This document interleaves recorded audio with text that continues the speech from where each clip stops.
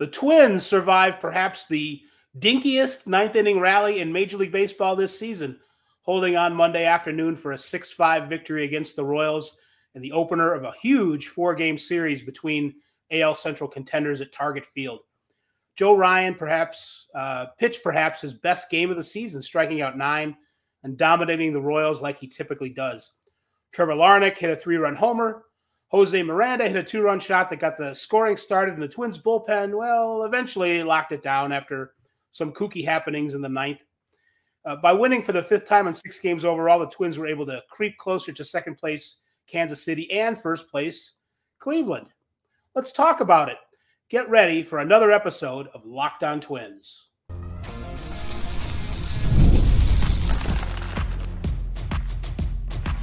You are Locked On Twins, your daily Minnesota Twins podcast. Part of the Locked On Podcast Network, your team every day. Hello again, everybody, and welcome to Locked On Twins. We are your hosts, Dave Brown here and Brandon Warren over there. I'm going to be steering the ship today for the first time. I'm not nervous at all that we're going to run aground. How's your Memorial Day going, Brandon? So far, so good. We had a little meal with the in-laws at their place. They live across town. We've gotten a lot of rain today, some hail, but I also made ribs last night, as you and I discussed off the air. So it's been a pretty good couple days here, all things considered. It's always a good day for grilling out or barbecuing or whatever you call it. And it's good that you planned ahead on the ribs.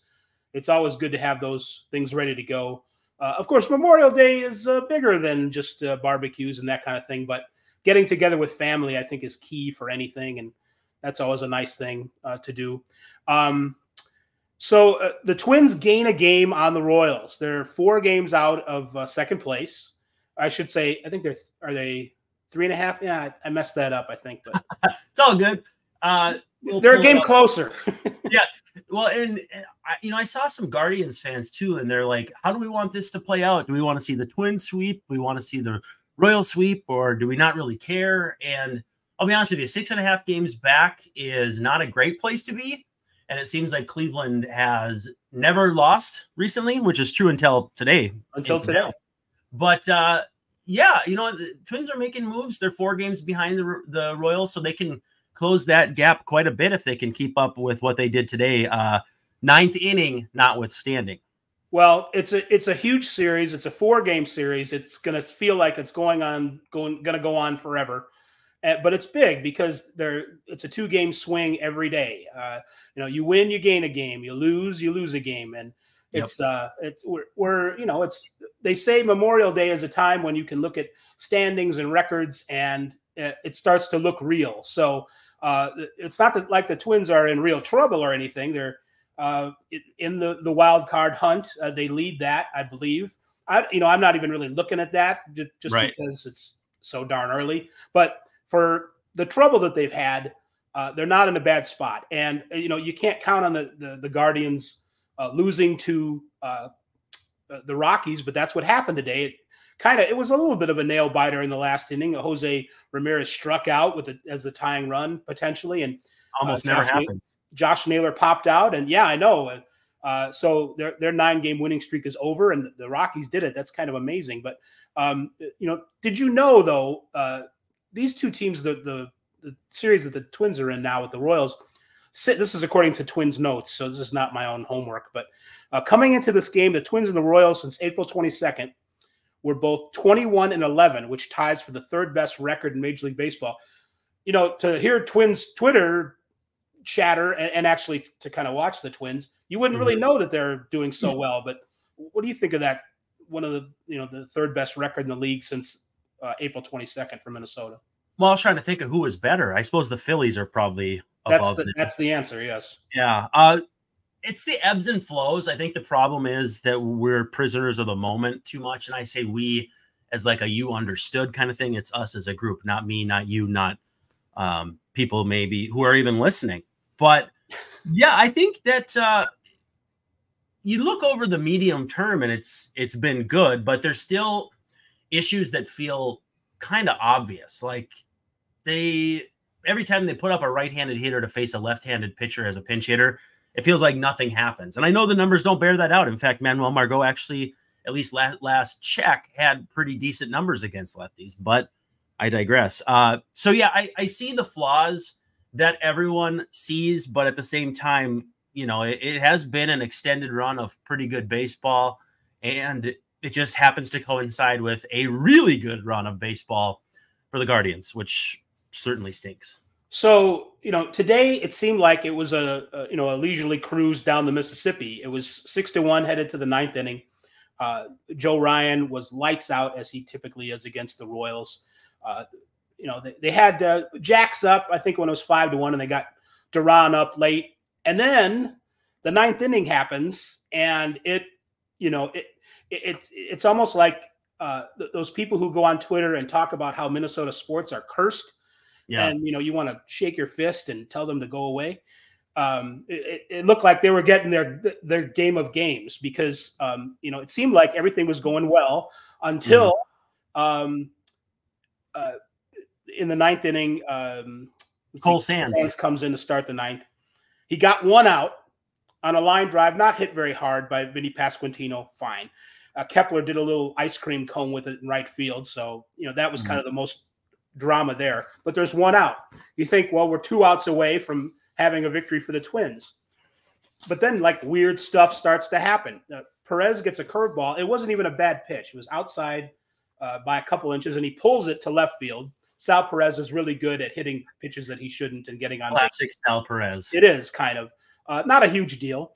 Nelson Velasquez actually hit the ball hard. I wonder but it was a pop-up. It was like maybe 98 miles an hour according to the stats, but it was a pop-up. I wonder if maybe he just missed it on the bat. But there's 2 outs now.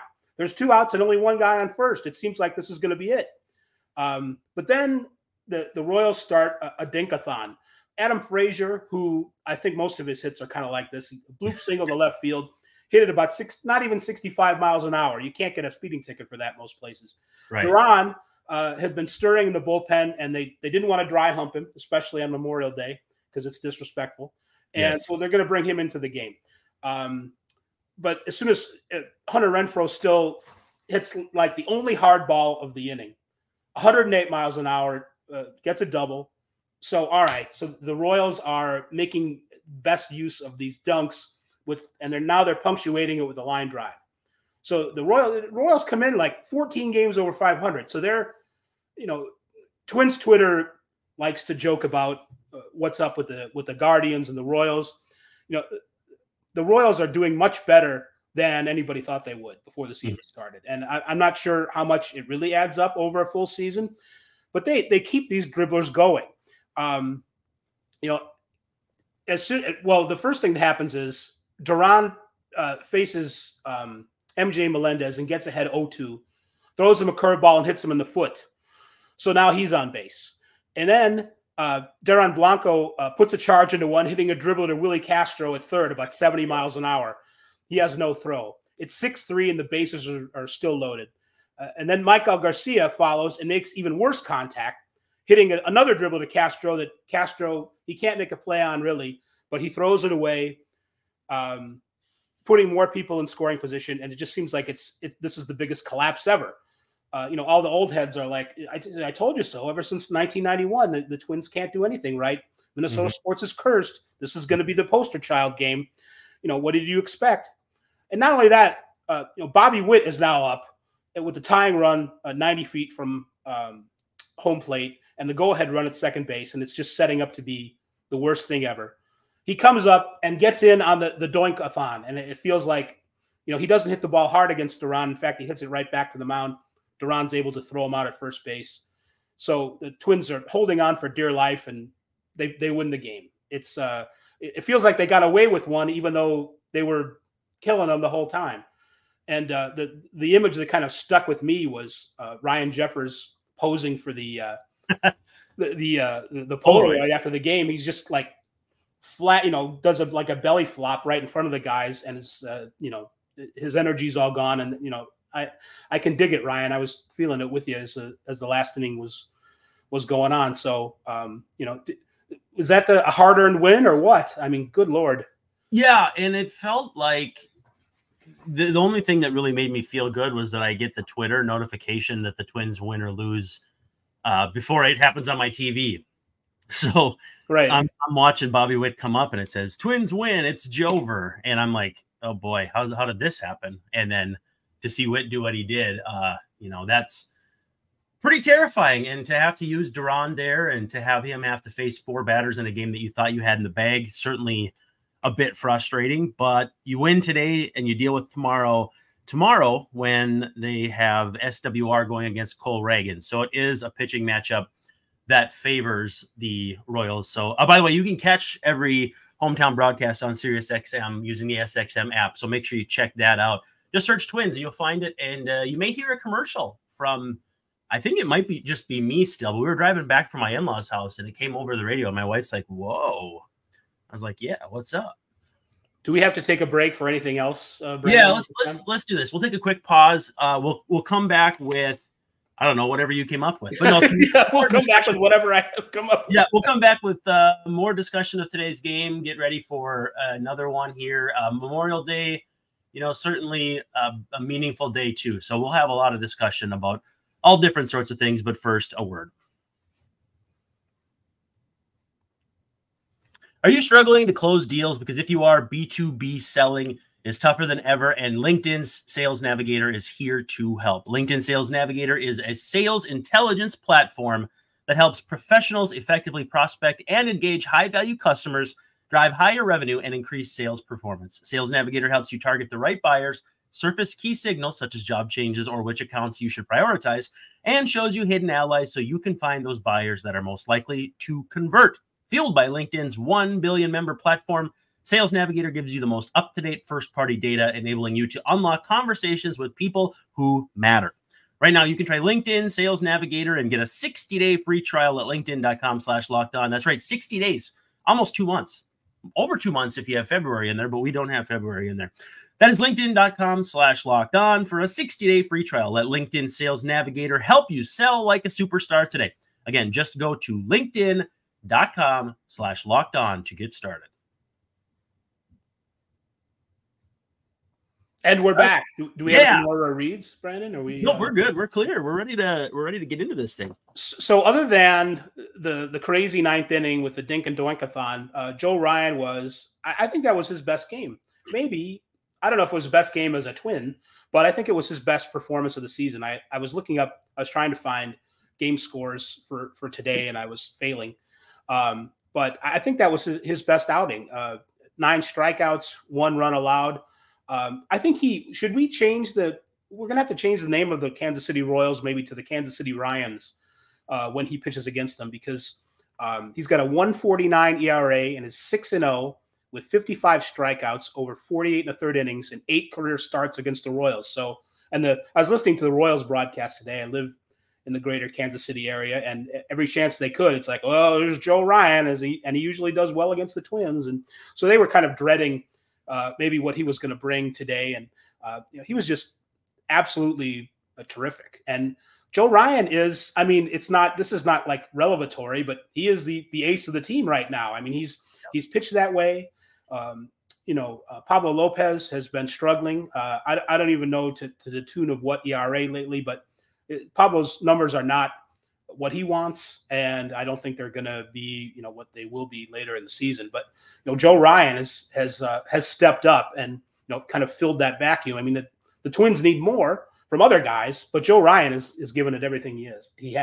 I think Pablo's given up 1 earned run for every inning he's pitched in the last 3 starts. So simple math will tell us that's an ERA of like a lot. Right.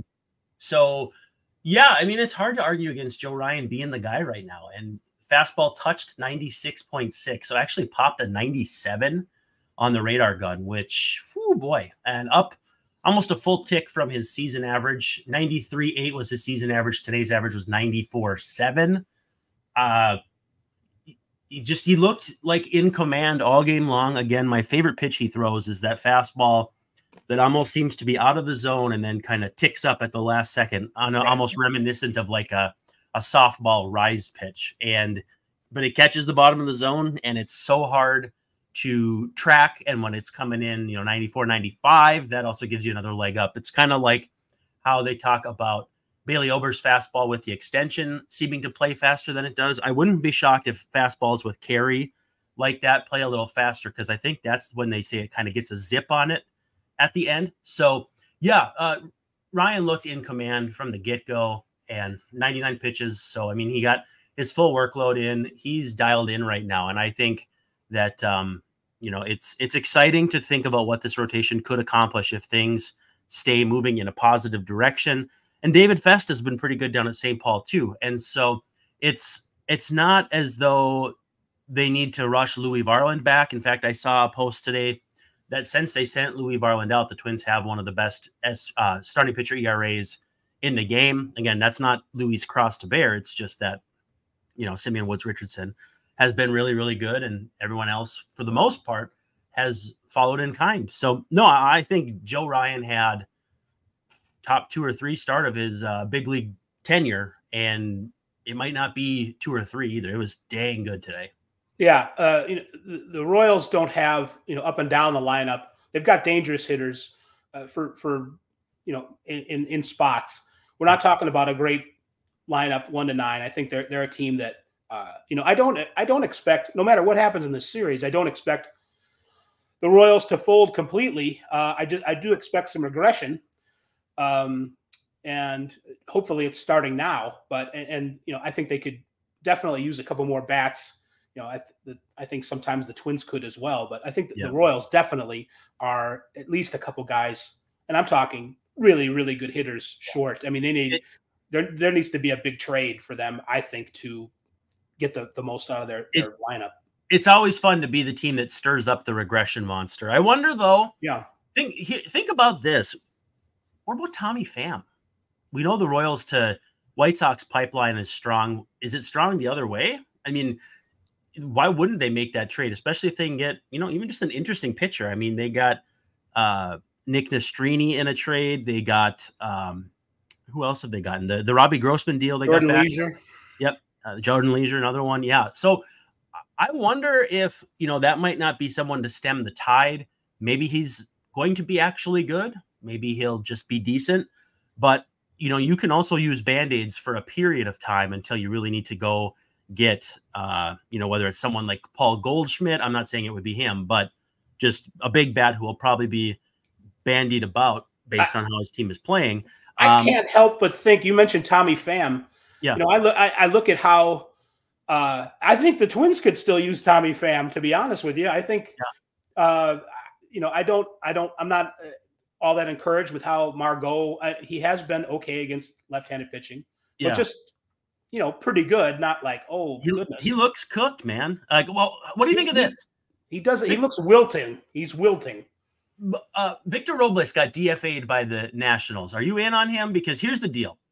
He's going to give you at the most likely he's going to give you whatever you are getting from Margot, which is not much to write home about, but he's younger, probably more likely to play center field for whatever reason. Margot's just not playing out there that much. And, a little higher ceiling, change of scenery. This is a guy who is a big dang prospect, and he's probably younger than people realize. 27, I think. Yeah, I'm saying I would try to skip waivers and flip him, like your number 27 prospect who might be interesting, and roll the dice. I don't know if it's an issue of just stalled development with Robles, because he was a player that you could use as maybe a slightly under league average hitter because of the way he played defense, but it's getting to be a while. He came up as a youngster, as a young kid. And it's, I think the injuries, we talked about, is Margot cooked? I'm not saying Robles is cooked, but I think he's diminished physically from what he was, as a 21-year-old coming up. I think the injuries kind of taken their toll. And, I follow White Sox people too, and they're like, yeah, should we take a chance on Robles? And absolutely. I mean, I think it makes more sense for them than the Twins. Well, that's why the Twins would have to jump them in the waiver order. So you'd have to like the wasn't it the Diamondbacks when they got Bowman, they jumped the order and they just DFA'd him anyway. But he might be coming back. Yeah, who knows? Yeah. So I'm not. I think he's maybe more of a White Sox project than the Twins, and I think Pham maybe would be more of a. He would definitely help the Royals for sure, but I kind of would rather have Tommy Pham out in the outfield than Margot, and they had a chance to make that deal and they didn't do it, and that could end up being a mistake. So we got some commercials. Yeah, let's take a quick pause. When we come back, we'll wrap this thing up. We'll probably run out of time, just like we always do. But first, a quick pause. Prize Picks is North America's largest daily fantasy sports platform. It's the easiest and most exciting way to play DFS because it's just you against the numbers. Instead of battling thousands of other players, it is just you choosing more than or less than on 2 to 6 player stat projections and watching your winnings roll in. The app has got a new fun feature called Demons and Goblins. Demon picks are marked in red, so they're a little riskier, a little scarier, but again, the multipliers are huge. So you get a better chance of really bankrolling yourself big time. But if you want to play a little more conservative, you do the Goblin picks. Those are in green because they're designed to keep you in the green and get consistent victories, lower payouts. But again, if you're trying to have a consistent path here, that might be the way to go.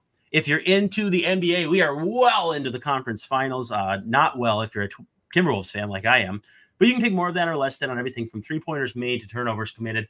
And with MLB, they've got every stat under the sun. Just like with, anytime you go to Fangraphs, anytime you go to any of those Baseball Savant, any stat under the sun you can imagine, you can bet on. So download the app today and enter code LOCKEDONMLB for a first deposit match up to $100. Again, that's code LOCKEDONMLB, all one word, all lowercase, and get that first deposit, easy for me to say, match up to $100. Join Prize Picks today. Pick more, pick less. It's that easy. Couple more things to talk about from the game and just maybe spinning things forward with Edouard Julien. He had 2 hits. One was pretty hard, I think about maybe 95 miles an hour. The other one was, like a Royals dink shot, but he had 2 hits. He had a walk, and, he's hitting down the lineup. He's not at the top, but that's encouraging. And we're kind of, we've talked about Royce Lewis being close on his rehab assignment. Royce Lewis did not steal any bases today for Minneapolis or for St. Paul because they did not play. So, Royce Lewis's rehab on Monday was working out or whatever. There was no game. So, but he's coming back soon. It seems like the Twins have decisions to make with as far as Margot goes and maybe Farmer and maybe Julien. It's people ask me frequently, like, who do you send down? What do you do? We've talked about this a little bit. I think Julien is maybe close to fighting for his spot on the team. And, when you get a couple hits and a walk, that's good. And that's kind of the basis for him to maybe climb out of his hold. Do you think he's long for the major league roster, or is he a guy that is maybe going to need a reset?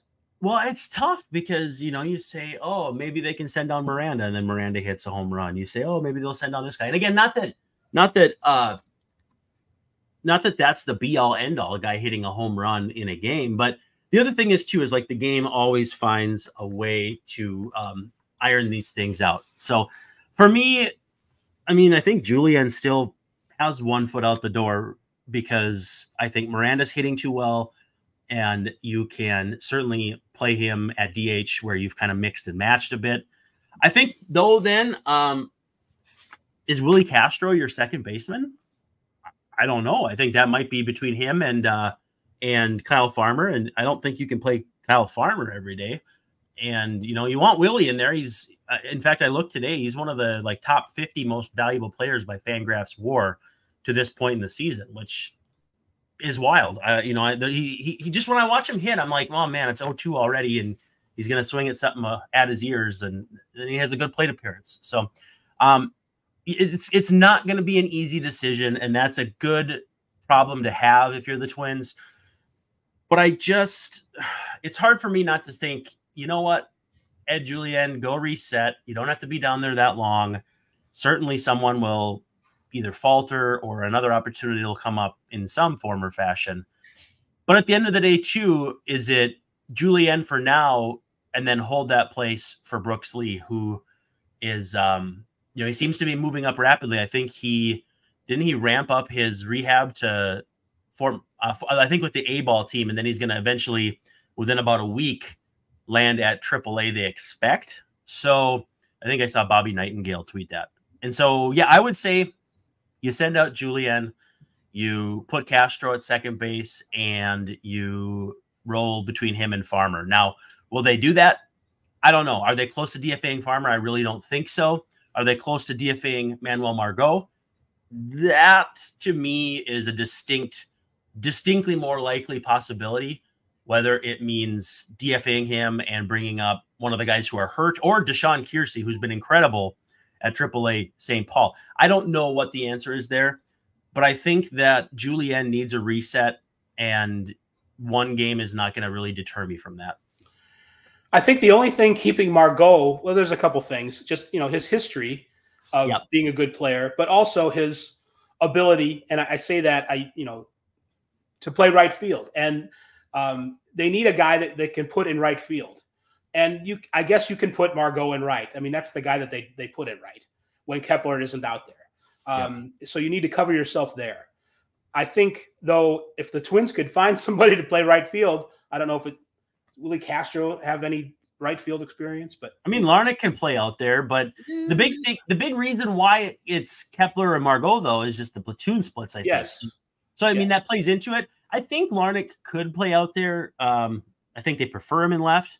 I think Wallner could play in right. But then again, you're complicating the issue with another body, which is a guy who is down at AAA and not really doing anything. He's not doing anything down there. Right. You need guys who can play right field and do a good job with that corner. That corner's not, it's not Fenway, either corner at Fenway, but it's still pretty tricky. And I think we lose sight of the fact that Max Kepler is pretty dang good at playing that spot. Oh, he is. I mean, I would be comfortable with Kepler playing every inning, but I feel like Rocco is not necessarily as comfortable, and he would know more than I would. So. Probably. All right, so we're hitting the end here, but there's a couple other things we can talk about. Sure. I mentioned that AAA St. Paul had the off day on Monday, so no updates on Royce Lewis there. AA won 3-1 against San Antonio, the Wichita Wind Surge. And Emmanuel Rodriguez, speaking of possible future right fielders someday, or outfielders, he had a leadoff home run. He went 2 for 4 and hit a home run 108 miles an hour, 0.3, and he had to walk. So over the last 2 weeks, Erod is slashing 389, 551, 833 with more walks than strikeouts, which is something we've come to expect from him. So Erod hitting P-Rods, right? He is. I think the Erod's cycle is a homer and a walk in the same game, and maybe like a nice defensive play or something, because I think he's a pretty capable defensive outfielder. But yeah, I mean, I don't know that he's the kind of guy that you skip AAA for. I would guess not. But some of the best, so young. He's still one of the best Twins prospects, though. Skip AAA. It starts with Kirby Puckett, and I mean, he was in Toledo for a little bit, but not very long. Chuck Knobloch, Byron Buxton, Joe Mauer, Miguel Sano for the most part. I mean, he spent a lot of time in the minor leagues later on, but they're not, it's not like it's unheard of. And you see guys like Juan Soto just get that bump and it's no big deal. He's obviously not Juan Soto. Let's be clear about that. But I think he should be in AAA and knocking on the door of right field here, especially what if Atlanta comes calling for Max Kepler? I don't know. Well, I mean, you mean for this season? I can't see the Twins. I can't either. I'm just saying, it would be crazy in a hypothetical. Yeah, I think you're right. I'm just saying in a hypothetical. Right. I don't even want to think about that. So that's fair. We're heading toward the end. There's a couple of things. Former Twins news. Jorge Polanco is heading to the IL with a right hamstring strain. Saw that. Why did the Mariners Google Polanco before trading with the Twins? I don't understand.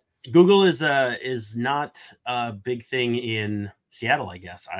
Beats me. Are they really tech savvy in Seattle? I don't even know. No. I'm kidding. There's no software giants in Seattle. I don't think no history of that.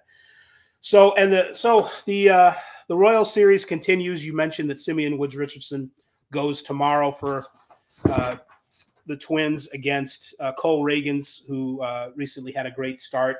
That's a left-hander that's going to be a tough game to win. I would maybe not expect the Twins to come away with that one. Ober against Seth Lugo. Seth Lugo, you'd think would be in line for some regression, but he's got a 1.74 ERA, and I think he's great. I mean, he might regress, but not in like a horrendous way. I don't think Seth Lugo's collapse is going to help precipitate the Royals coming back to earth. And then Chris Paddock, the sheriff against Brady Singer, he might regress a little bit on Thursday in the finale. That's a day game. So, but that's going to wrap it up, I think, for this episode of Locked On Twins. And thank you, Brandon, for letting me steer the ship. I think we're still on the river. We have not run aground. We're good, and we're still good. Yeah, and we'll do another show on Tuesday, I would imagine, after another game in the Twins Royal series. And folks, we will see you tomorrow night.